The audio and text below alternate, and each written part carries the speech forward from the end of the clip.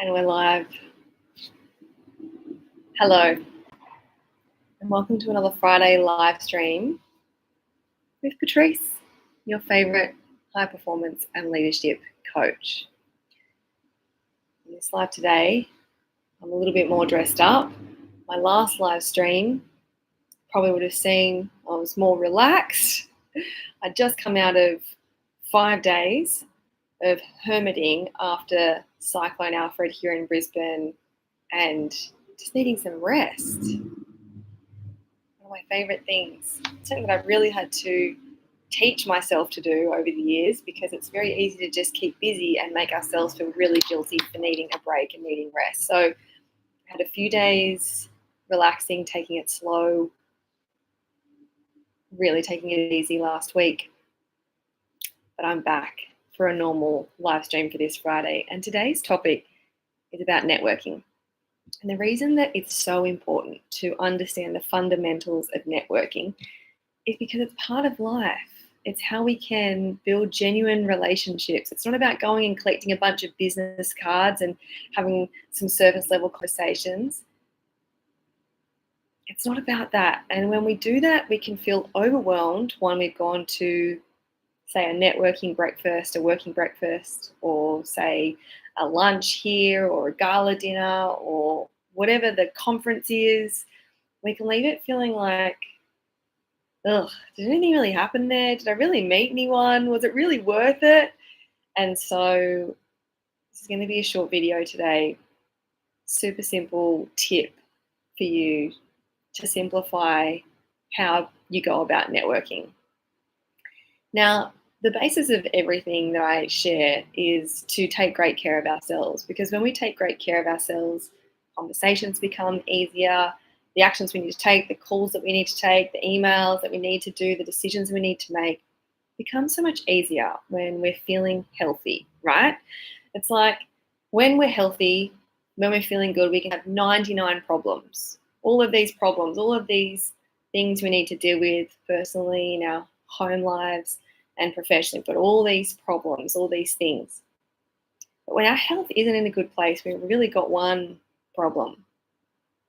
Things change quickly. And so to not respect our body and take great care of ourselves is such a disservice to ourselves. We've got so many wonderful things to do in this life. To not take great care of ourselves and realize how important this body is and how important this mind is and our spirit is can only get us so far. So first and foremost, when it comes to anything that I talk about, I always talk about that there is a forever foundation. I have a framework called FRIEND, and it's an acronym. And the F is for Forever Foundation. Those basic animal habits, those basic ordinary habits that create an extraordinary life, taking good care of our bodies through the food that we eat, the way that we rest and we sleep, the water that we consume, good quality water and a lot of it.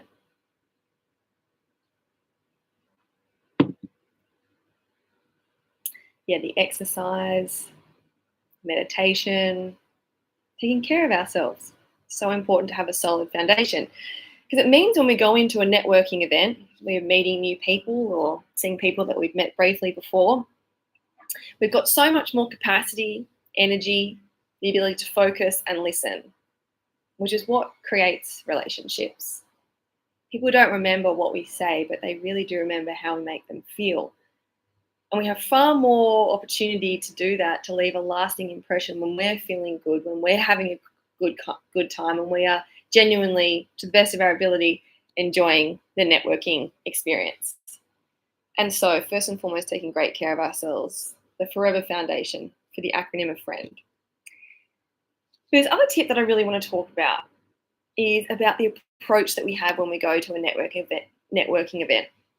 Because it's so easy to, one, not go in with a goal and not go in with, okay, this is what I want to do in these next 2 hours or next hour that I'm at this event or conference, working breakfast, gala dinner, whatever it may be, barbecue. These people skills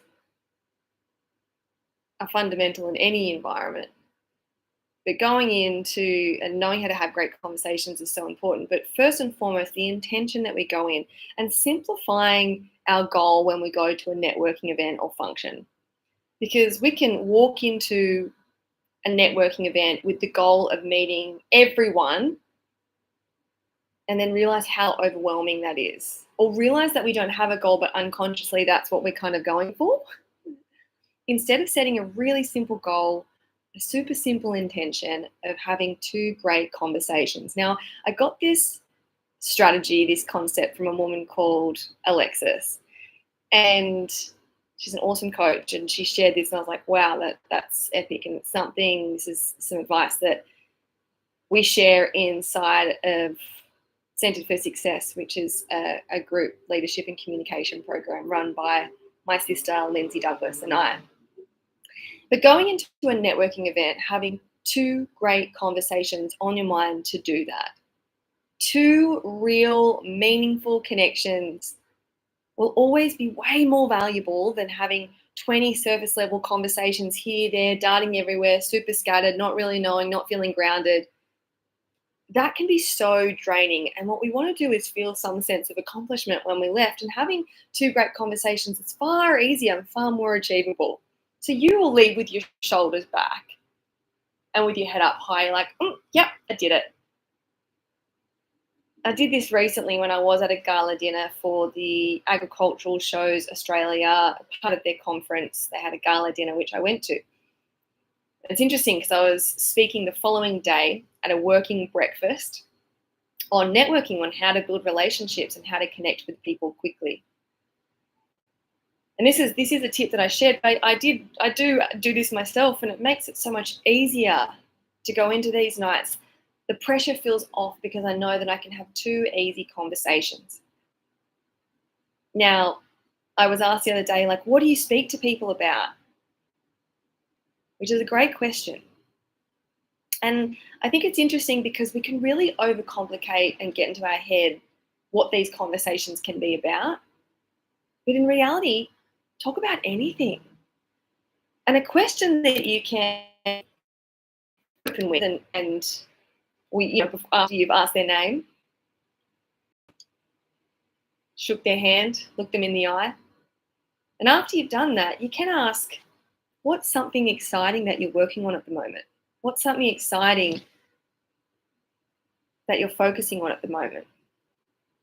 It's a different question to questions that we usually ask. It's a simple question, and it's not that different to a lot of the questions that we ask. But gosh, you can get some interesting answers and really spark an interesting conversation, because the person that you ask that question to is going to talk about something that excites them, which means there's going to be passion there. There's going to be some information there. There's going to be some enthusiasm in whatever way that person conveys that energy.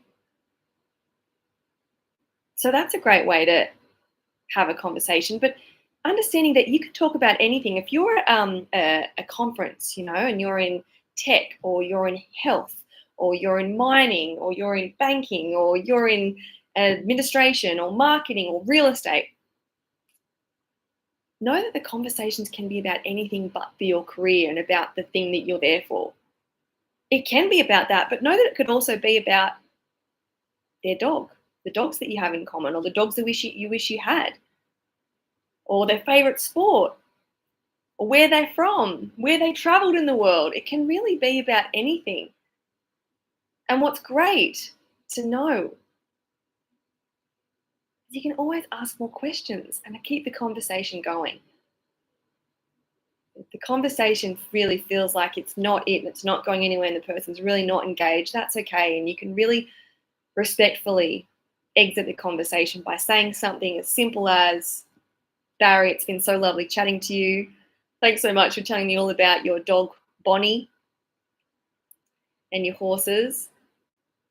I'm going to let you continue mingling. I look forward to seeing you next time. Thank you.